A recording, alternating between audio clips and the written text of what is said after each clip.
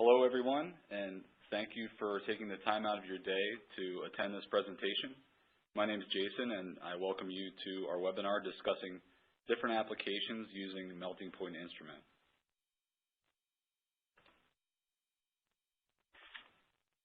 So I'm Jason Wagner.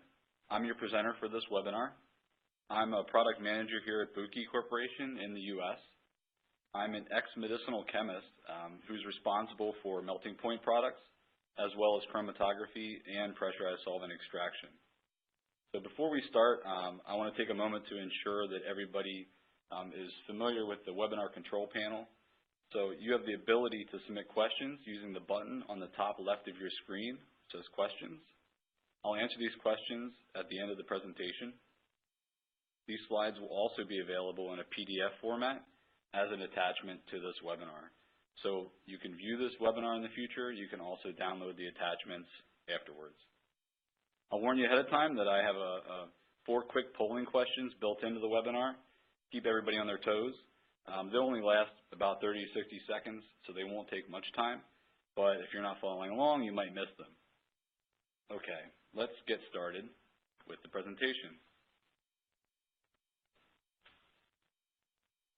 These are the topics that we'll cover in the next 20 minutes or so. In order to get to the atypical applications, I think it's beneficial to have an overview of the instruments that I'll be referencing. What melting point methods are available is something we'll talk about, and how automatic determinations are made. Then we'll go on to boiling point, split melting point, and melting range determinations.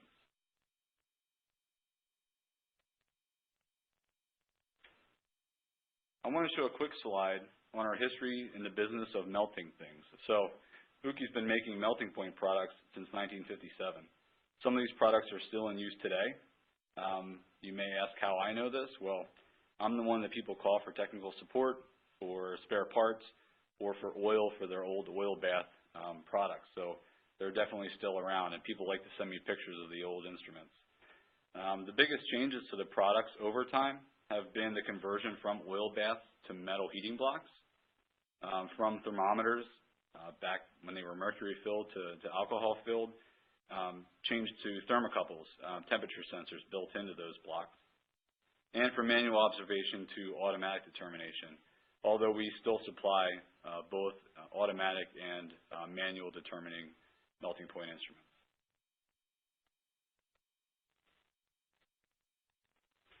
So I'm showing you this slide to demonstrate that although I'll mainly discuss the automated procedures, the manual products can be used for all of these applications as well. I know it looks like I copied the same picture twice on this slide, but the product on the left is actually our manual melting point instrument, and the one on the right is an automated instrument, the M-565. Our manual instrument, the M-560, has the same skeleton. That's why I showed pictures side by side. It's got the same internals as well, like an efficient heating block that heats up quickly but also cools down very quickly, so you can have higher turnover. It has an accurate thermocouple and guided calibration procedure and several other features. The M-565 builds upon that by having the automated detection and interface built in for software. So now, like I promised, I'd like to take a minute for our first polling question, if I can bring that up.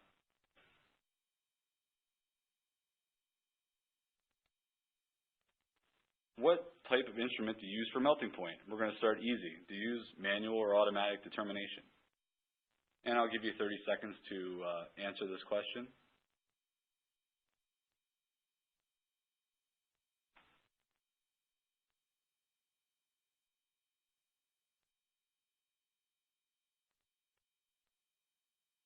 I should have some Jeopardy music in the background here, I think.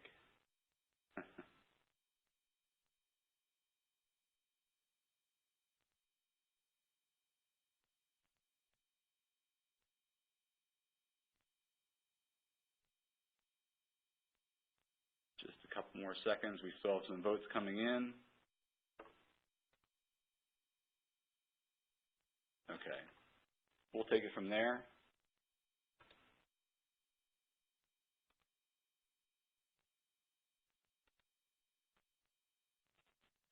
So thank you for your votes and participating. We'll have a few more of those throughout the webinar. I do want to cover one other product briefly. This is the M-569 sample loader, is what it's called. It's a unique little addition to the melting point systems, and that's why I figured I'd make sure I cover it. The sample loader, it's a vibrational packing tool that adds safety and consistency as well as reproducibility to sample preparation. So you know you have to pack these capillaries before you do your melting point process, and this is a safe and easy way to do that. So I'm sure that we're all aware and probably all doing the most common technique where you manually kind of tap the capillary on the benchtop, and I've definitely broken my share of capillaries in the past. Also, there's really no control of the packing consistency. You could have somebody who, you know, really does it enthusiastically, and maybe somebody who doesn't. So this inconsistency can lead to, it can affect the results of the determination. So the sample loader has a small vibrating plate. You see that there are 3 capillaries loaded in this picture displayed there. And what it does is it gently packs the samples to the bottom of the capillary. It can be turned on or off, so you could turn it on for a minute or 2 if you built that into an SOP. Or it also has a pulse function, kind of like a blender does, so you can hold it on for 10 or 20 seconds and then go from there, put your samples on your product. So I want to talk about which method we're going to use to do this melting point determination. For some of you, the choice is probably made by your company or your institution. Some people may not know that there are several choices to choose from. I'll briefly discuss the top 3 methods that are used in academia and in the industry. You'll be seeing this picture a few times in the next couple of slides. I use it as a reference, so I'd like to explain it briefly before we move on. This axis here that's highlighted in red is the oven temperature. We have a y-axis of temperature. We have the x-axis of time. But this oven temperature shows it increasing over a period of time. This red line that's kind of got a curve to it represents the actual temperature of the sample. So we know that the melting process doesn't take place instantaneously. It requires this finite amount of time. And this process begins at the point where the first particles of the substance start turning into a liquid. They melt, right? And this is known as the thermodynamic melting point. Here I've highlighted it with the red arrow at the onset of the melting point.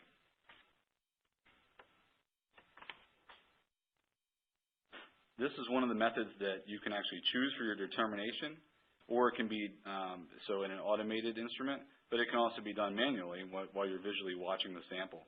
This thermodynamic melting point is shown at the beginning of the melt where it says melting point start.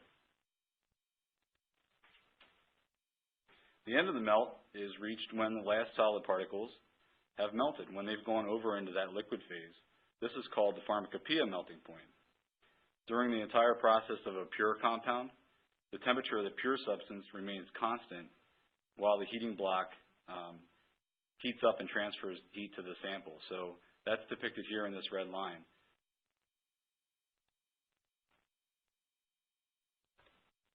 Next slide.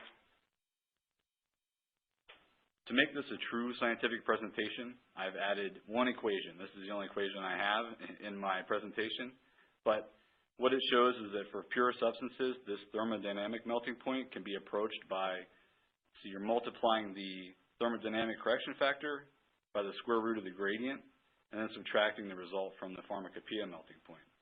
This correction factor is sample and application dependent. So it's going to depend on the type of oven that's being used for the melt, the mass of the sample, if you have a lot more sample than a smaller amount of sample, and then the thermal conductivity of the glass and the capillary, so how fast that heat transfers. And for higher accuracy situations, it can be actually calculated. And you can also enter this as an adjustment in the firmware of the software if you wish.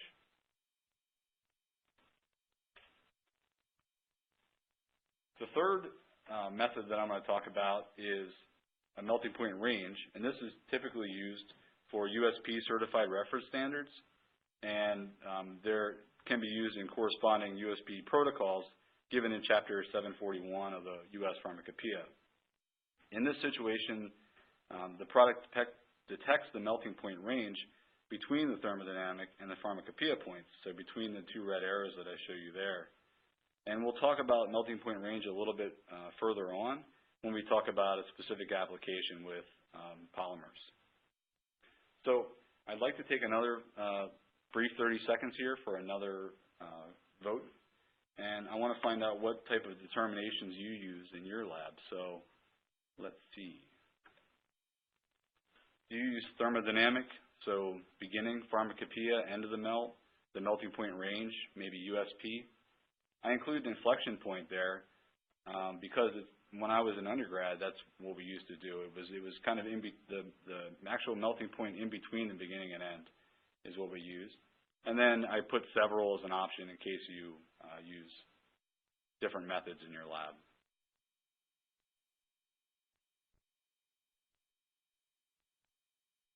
If I'm guessing, I would imagine that melting point range will be more popular with people using the USP methods.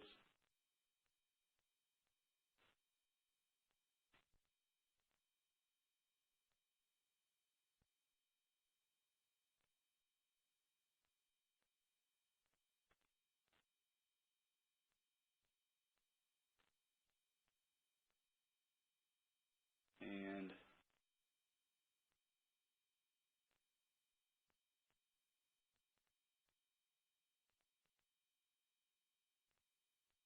so we'll take it from there. It looks like it's kind of spread out here. So we have that several is the highest choice, but melting point range is actually tied with it now. So again, thank you for your input. I'd like to go back and look at those a little more in detail then. But this is not so fast. This reminds me of I mentioned that I was a medicinal chemist before, so I was required to take melting points of each potential drug that I synthesized. So a lot of times what I made were amorphous, or they were salts of TFA salts, or they just weren't pure in general. And so this data point was pretty meaningless. So I would go from ambient temperature to 300 degrees in a few minutes, and hopefully you didn't blink while it melted or turned black at the end, and finally it would finish in a small puff of smoke if you let it go far enough. Kind of combining melting point and combustion all in one instrument. But the result that I saw, if I saw a melt at 120 degrees at a very fast gradient, that was just the temperature of the heating block. In reality, the sample might have only been at 115 degrees. It didn't have a chance to heat up to what the heating block was already at. So on this slide, what I show should be intuitive. The slower you heat the sample, the closer together the thermodynamic and pharmacopoeia melting points are, the faster the gradient, the higher that measured pharmacopoeia point will be, and the larger that correction factor needs to be. So the take-home message is that a slow gradient allows the sample temperature to more closely match the temperature of the oven. Since we rely on the feedback from that thermocouple or temperature sensor as our only data point, keeping that gap between the sample and the heating block small is very beneficial. However, there are uses for a fast gradient. If you have an unknown material, you could do a really wide and fast gradient as a quick estimation before settling on a more accurate determination over a short range.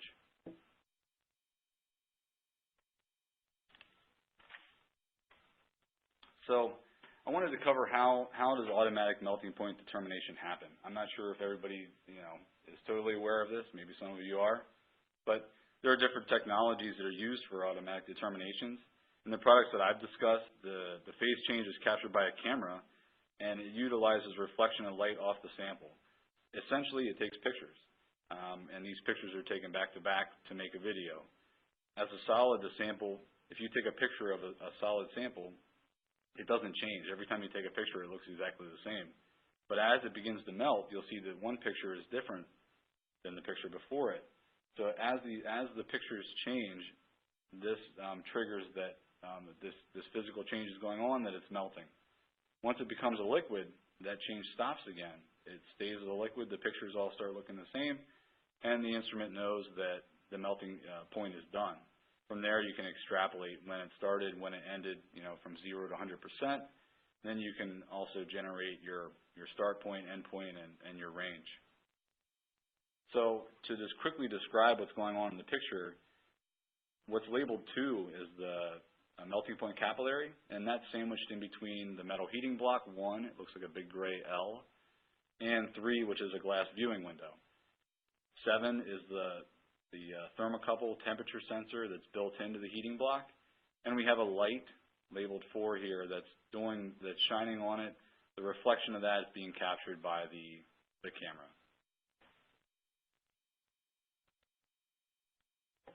So I have a close-up here of what you see when you use the software with one of our products. This screen capture shows the camera view in the top right. So there are 3 solids in the sample chambers, let's say, as well as a generated melting point curve in the bottom right, and then the automatically determined data, which I realize is pretty small. It looks like it was around 81.4 degrees. I have a blown-up picture here where you can actually see the curve a little bit better. And yeah, the determination was the pharmacopoeia melting point at the very end of the melt of 81.3. So you get a visual of the samples as well as your curves in the software. Oops. There we go. That went really fast. So now we'll get into some different phase change determinations that can be done on either a manual or an automatic instrument. The boiling point determination is an interesting application to begin with. Specifically, the name Sawolabooth, which I practiced a while. This method's a microscale determination.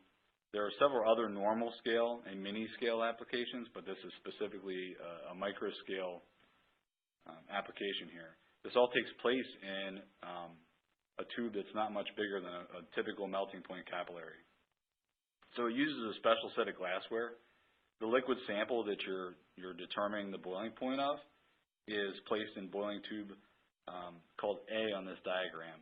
So it's kind of a holder tube, and it's a sealed bottom on it. You put your sample in there. Then you have tube A, and this has a small pocket of air built into the bottom. It's open on one end and it's sealed on the other. That's placed down in the liquid, and that pocket of air actually stays in there. So you can picture this set of glassware. It's like a manometer. The trapped air shows when the vapor pressure of the liquid equals that of the atmosphere as you heat it up. And this just so happens to be the definition of boiling point, when the vapor pressure reaches that of atmospheric. So I hope that makes sense. A little bit of a visualization here. Let's say the sample is water. At 20 degrees, no bubbles come out of that trapped air pocket. Approaching the boiling point at 95 degrees, we do actually have some bubbling. And then at 100 degrees, there's more of a steady stream of bubbles. The boiling point is said to be reached when the bubble frequency equals 0.6 hertz. I'm not sure exactly where this calculation came from, but if you picture 1 hertz is 1 cycle per second, this is a little slower, or almost half as slow as 1 bubble per second. So 1 bubble every 2 seconds, let's say. This frequency is something that can be observed visually or determined automatically by the software. On the right-hand side, you'll see a trace, essentially, of the bubble frequency, and then there's a black line that crosses at 0.6 hertz. That's the boiling point that was determined for this sample. And you can visually view that above as well. That's the capillary that you can see there. So, as I've said, the slides from the webinar can be found as attachments at the end, but I also included several short application documents for the different types of determinations that I'm discussing. So, the first one that you'll see describes the Sawolabooth boiling point technique, and it compares it with the results from the European Pharmacopoeia method. It's 2.2.12. So this is available for download, so you can go back and revisit it. And I have a poll question about boiling point. So let's see. here.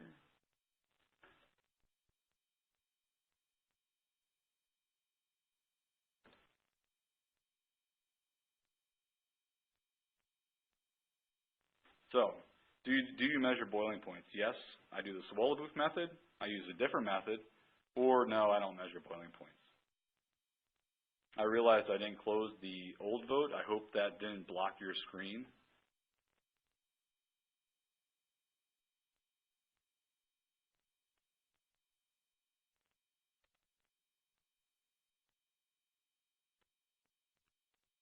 Okay, so there are some people who are using two different types of boiling point methods. I imagine that most probably did not, but interesting to see.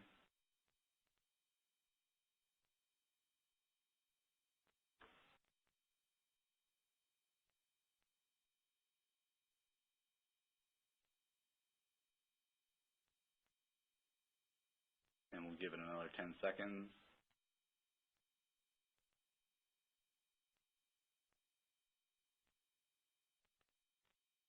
So hopefully I don't get any difficult swallow-booth questions at the end here. But, all right, we'll move on. It looks like everybody's voted here.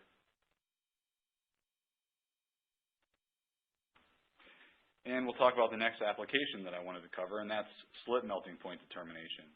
People who know it, I think, know it, and people who don't necessarily use it or don't know about it, hopefully will learn something here.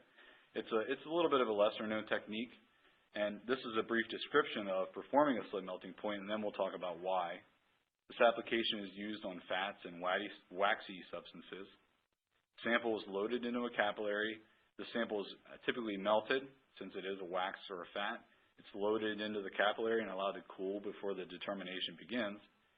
And then that's placed in water, heated at a certain rate. The sample then slips or moves up the capillary when the slit melting point's been reached. So this picture, I hope, will help visualize that process. In step one, we have an open-ended capillary. So think of it like a small tube. And the sample is loaded in the bottom 10 millimeters of that tube. In step number two, we're showing the boiling point tube. So this has a larger diameter. It's closed on the bottom, and we're going to put some water in there, another 10 millimeters of water. In step three, we then take the sample tube, place it inside the boiling point tube, and then we move on to four, where we actually do the determination. And it's showing how the sample rises in the water column as that slit melting point is reached. So who would use slit melting point and why? Just like the main use of melting point, raw material quality control of the substance is one of its major functions. So things like fats, oils, and grease are some examples. For final product QC, things like chocolate, I would think you could rely on taste, but apparently you need to test for it. Butter, I wouldn't want to rely on taste, I guess, and emulsions. Then there's also physical specifications that are useful in storage and transport of materials. So you need to know if a truck full of cosmetics needs to be refrigerated in transit or not. You don't want to get there with melted lipstick all over the place.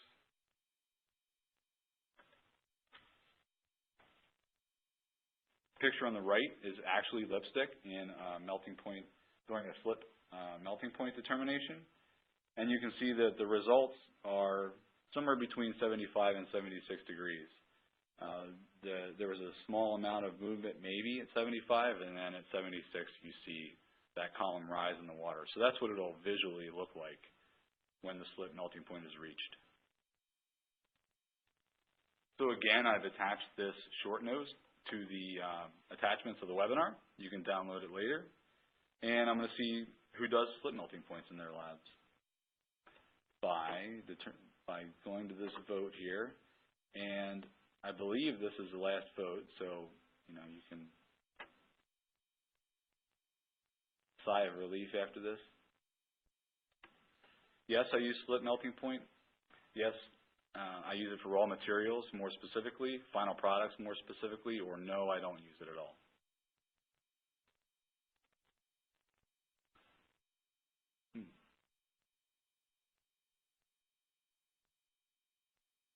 Doesn't look like anybody's in the cosmetic or food business, I guess.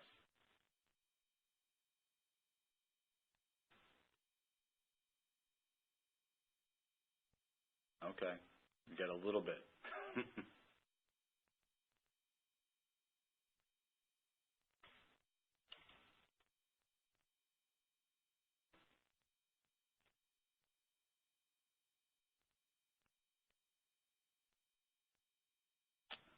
All right, I'll stop it here. It looks like the voting is pretty much done, and I want to make sure that I'm timely with the end of the presentation. The last special topic I want to cover is already been talked a little bit before when I referred to the USP standards, and this is relating to melting range determinations. So typically you think of a broad melting point range as a direct reflection of the impurity of the sample. However, there are samples that have a broad range of melting for other reasons, not just flat-out impurity. For example, the polymers, some are crystalline, some are semi-crystalline. PTFE is a semi-crystalline solid, and the definition is just that. Some of the samples in crystalline form and some of it's amorphous. This is shown in the picture on the left-hand side of your screen. You'll see the crystalline straight lines neatly packed in there, and then you have the amorphous parts that are all over the place, let's say. A broad melting range may be due to structural differences, like those shown on the top right. So you have different branching chains of the polymers, and these can all affect the melting point.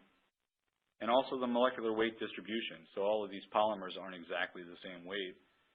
So this distribution is a key factor. The smaller weight particles and polymers, will begin to melt before the larger molecular weight polymers. And this creates a range for that whole sample, like the curve that's shown on the bottom right.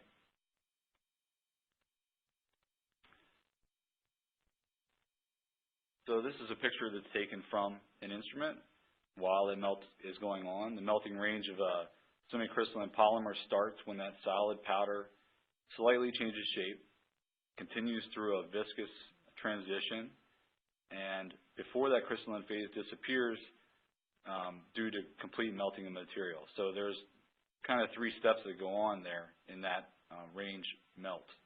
So here you can see PTFE in this sample is melting from 322 to about 326. The green line that's shown there is the trace that's been measured by one of the products, and this determination is said to comply with ISO 3146. So they comply with the norms that are already out there in the regulations. This application is also available as an attachment to the webinar, and it talks about how this determination meets the desired norms that are out there. So after all the talking, I think that my conclusion slide is really straightforward. I hope that I've clarified the different types of melting point determinations that people do use. I hope that some of you have learned how automated determinations are made, maybe. And I hope that I presented an application that you can use in your lab to get even more out of your melting point instrument. Maybe you can find some things in your lab that you can do split melting points on. I don't know. But I would like to thank you all for your attention. Like I said, a PDF version of the presentation is available for download via BrightTalk. Please feel free to contact me via email or phone. So my email is my last name, Wagner.J@buchi.com.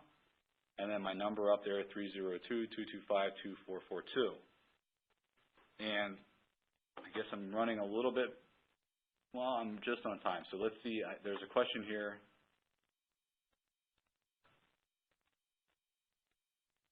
That says, for your boiling point determination, how do you compensate for different elevations? Okay, so I think I skipped that on my slide. Obviously, for a boiling point determination, the atmospheric pressure plays a big role. So if you're out in Death Valley, very low, versus in Mountain Washington, which is very high, you're going to have a big difference in pressure. This pressure can be put in, the atmospheric pressure can be put into the instrument. You can have it ask you daily or for each sample, or you don't have to have input it at all. You can input it once and then be done. But that can be taken into account. There is a question about the approximate retail price for each product. I would like to direct you to our eShop. Actually, we just released an online purchasing website, I guess you'd say, that has our melting point products. It also has our Rotovapps and some other ones. The web address is it's BUCHI or shop.buchi shop.buchi.com. Sorry, it's only been up for a week. Shop.buchi.com. And there you can go to melting point products. You can view prices of the different instruments that we offer, as well as all the accessories. We also carry accessories for our older lines of instruments as well. Okay. So I skirted around that a little bit because I'm not a salesperson, but you can check it out for yourself. So there's one other question here that says, can the automatic instruments be used without a computer? You show the software being used.